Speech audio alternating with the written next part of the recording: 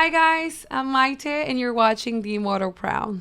Hi everybody, this is J.D. Netto, and we're going to be talking about the thought-provoking themes found in the Echoes of Fallen Stars novels. So happy watching And happy reading. So, Hi, hi. I missed you. I missed you too. We need to address a very specific topic that underlines all your work, basically, which is light and darkness. Light and darkness. Shadows. Shadows. My precious. Ew, yin and yang. So in this segment, I would love for us to explore the importance of being comfortable with both our illuminated and shadowed side. I would love for us to discuss the persuasive narrative we have been told about Lucifer's wickedness and the creator's blameless stance. We'd love for us to dive into musings as how we had to be comfortable with every part of us in order to write books, run businesses, and become somehow a public persona. Yeah. We were just talking about that, yeah. Because in the novels, Belwyn questions the foundations of the gods, the more lies he discovers. So the romance between Lucifer and the creator leads him to the truth regarding the creation of the universe. Yeah. Which one, the lies you found out Oh my God, that was a good when one. you were becoming who you are? Oh, that was that was great. Which lies. I totally. This is impromptu, guys. Ooh, I'm just absolutely not following no. the script. We're not following the script at all. I love this. I want to caught you off guard. You did. I love it. Which lies that I discovered? The lie that I could not embrace my shadow side and my enlightened side at once. That I needed to pick a side. This dichotomy that we've been talking about. And it became clear as day during the pandemic. I moved back to Florida at that time. I was back in Massachusetts finishing The Broken Miracle in Henderbell, and I moved back to Florida shortly before the lockdown happened. And I remember during lockdown, one thing that I really started doing again was drawing with Conte, which are charcoal pencils. So and I remember drawing this very provocative piece. Love the drawings, by the way. Thank you. And I drew this provocative scene of a demon and a woman doing it inside a church. I have that drawing somewhere. And as I was adding shadow to the drawing, I'm like, literally, without shadow, there's no depth. Yeah. And without light, there's no color. Oh, wow. Love that. So the illusion that you need to be completely enlightened or darkened is a misconstruct that we've been told. And my therapist said something. We need a lot of therapy to reach that place, right? No, I mean it. You're right. Doing therapy is basically embracing those shadows. And hopefully at this point, 4 episodes in, everyone has noticed that we are therapy enthusiasts. Absolutely. And mental health, we embrace it and we take care of ours. Absolutely. And with that misconstruct comes the danger of believing that some parts of you do not belong or are wicked or evil. Whereas what I learned is, let's say, I am upset about a certain subject and I feel tense. Instead of saying, no, I don't want to feel this and let's shift gears, I actually create room for that. In my mind, I pull up a chair and I say, tension, sit down. We're going to spend some time together before you leave. Let's make room for you because I'm feeling it. It's important. I feel it. And we're told, no, disregard it. No. Make room for that. That's important. That's a part of you that comes with the territory. So, and my therapist one time said something to me that I embraced immediately without question. Find the wisdom to be persuasive and wise in light and darkness, and you can conquer the world. Love that. And as a master in this kind of communication, as you know, how to pitch your ideas and own the room, I'm sure. How? I'm sure you are also familiar with your enlightened side and shadow side, and how the whole persuasion thing was part of my shadow for so long. Can you give us a little nugget? Yeah. So that was one of the lies I had to. Oh wait, what is your lie? So I grew up being told, "Oh, she's very persuasive. Watch out for her." Oh, watch like out the kids for would be her. like, "Can you ask my mom that XYZ? Because you can convince the parents." Wow, fascinating. At school, it was like, "Can you convince professor of XYZ?" So I was always this person, and I hated it. I loved it and hated it because I felt like if people know I'm persuasive, they won't trust me. And then I try to turn down the volume and ignore this superpower somehow. It wasn't until The Apprentice where I was constantly debating and persuading, and it was Apprentice, the show, the right? show. In Brazil, you Brazil, were a part of that show. And the host said, "You're very persuasive. Like, you have amazing debating skills." And I was like, "Oh no, everybody will know now." Wow. And So you're literally put on the spotlight for the world I was to see. like, now I have to understand this on an academic level, because if this is who I am in an empirical level, and then that's when I started my master's and my research, which evolved to my teaching, which evolved into the book. And I remember thinking, I want the name of the book to be Persuasion something, because I don't want to call it something else. I want the forbidden word that I was afraid of embracing for so long. Yeah. And a lot of people were like, "Oh, before I met your content, I thought you were, I don't know, I had an issue because you talk about persuasion." And I gave a chance, and it's really good how you approach the theme.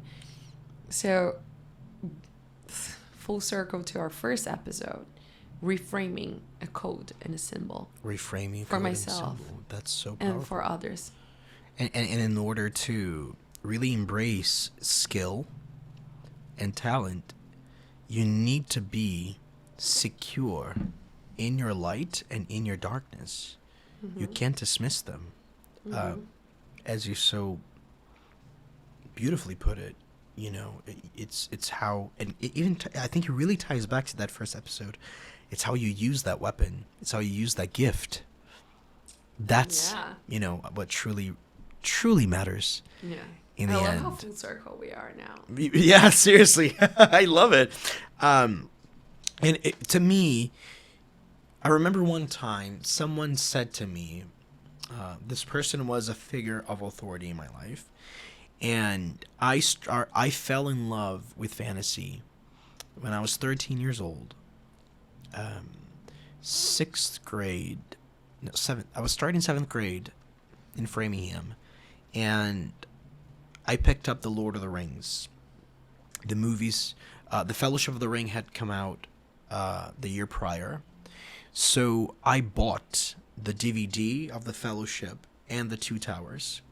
And then I fell in love with fantasy. I fell in love, and then I read the books, Tolkien, and then I went down the rabbit hole. C.S. Lewis was next, and then Narnia, and then, you know, Percy Jackson followed when it came out, and then I just fell in love with it and saw the power in that narrative.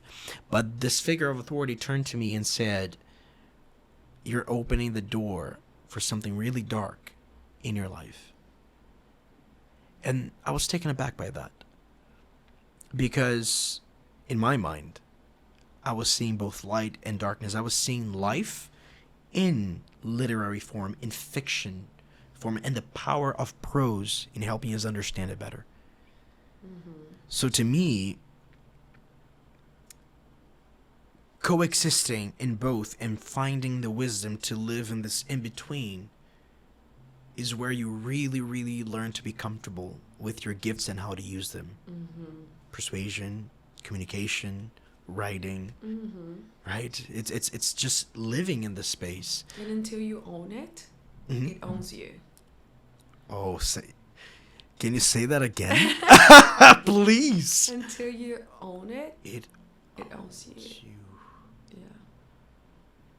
My God, that was... I need a minute. Let's meditate. Let's marinate on that. Oh. That was such a good one, because you're absolutely right. Until you own your narrative, until you own your skills, until you own your identity. Your demons and your angels, they own you. Wow. We're deep. I don't even know. So, okay, guys, so this is it. Wow, and I'm because from experience, I'm literally right now, my entire life just flashed through my mind, and it really goes back to that first episode of belonging, in the sense of faith in the Immortal Crown, what we believe. If you believe a part of you is wicked, it will be. If you believe that it can be used for good, it's also going to be. But it's also about owning your light and your darkness in order to move forward. That's where power... Yeah, that's power right there. I think that's so deep. And when I was writing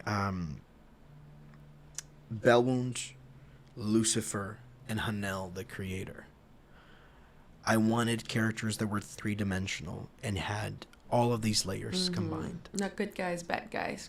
But both. Characters with reason, motive, and drive. And in order to do that, as a writer, in the same way that you had to embrace your persuasive gifts and learn how to use them, I also became very comfortable in writing in both spectrums, because before this, I wrote The Broken Miracle, which is completely different. And I love those books. But I had to, when I finished them, I'm not going to lie, I was like, I need something dark and challenging right now. I need to tackle. It's like you said, without shadow, there's no death. Exactly. So I migrated from The Broken Miracle, very enlightened, to The Echoes of Fallen Stars, which is a bit more inquisitive. And before that, I wrote Henderbell, which is a node to the days that you're a kid and you believe magic is real. So I started migrating and I started exploring all these layers and becoming comfortable with them.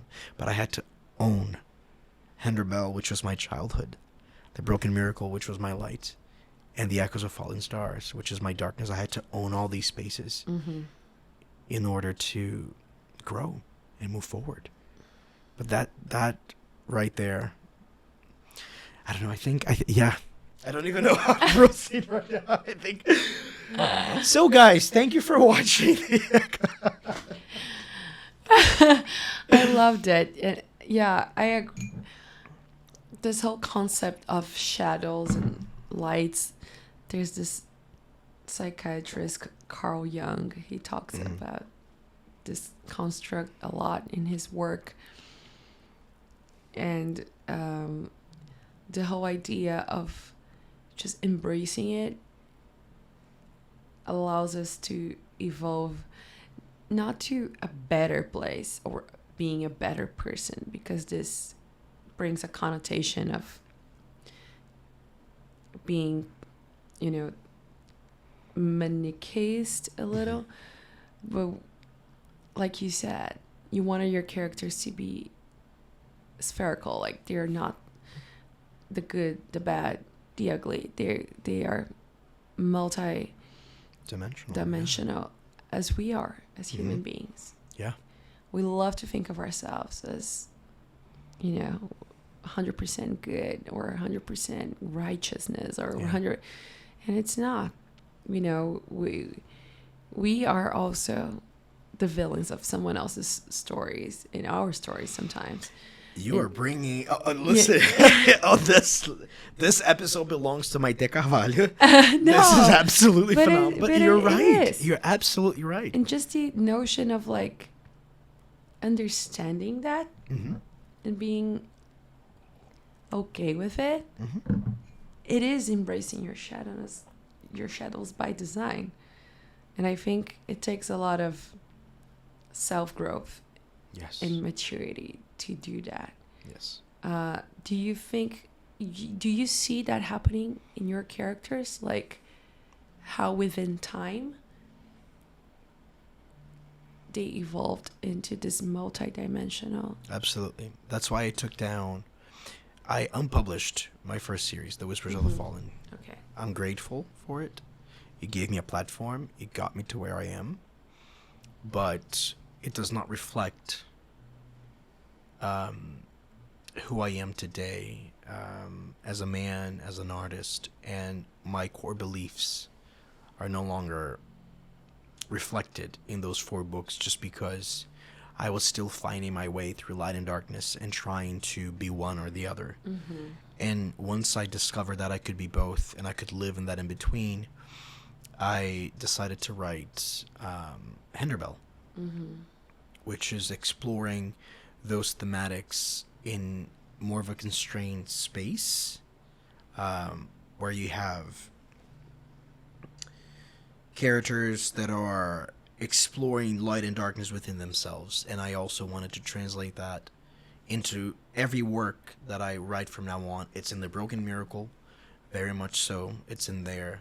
You see a character, and it's inspired by real life, and you can see that life is not a straight line. Life has curves, ups and downs, and all of that to say that it's important that we embrace light, darkness, and whatever is in that in between in our lives in order to grow and move forward, and own those spaces. I think that's the important thing here. Yes, that's beautiful. So, to wrap up, wow, this beautiful series. Yes. I have a question for you. Okay. Do you believe every reader is a co-author of your work? Do I believe? Wow. I do believe, I wouldn't say co-author, but I do believe they become agents. Because then those stories live in them. Exactly. They get to interpret them. So, actually, I will say, no, I do. Because then they get to be gods of their own stories, inspired by the books I've written. So yes, now it's up to them to write the tale that inspired them in the first place. And truly, truly, I hope my books and your books keep on holding spaces and paving the way for other creators to find their voice and their boldness to run even farther than we have.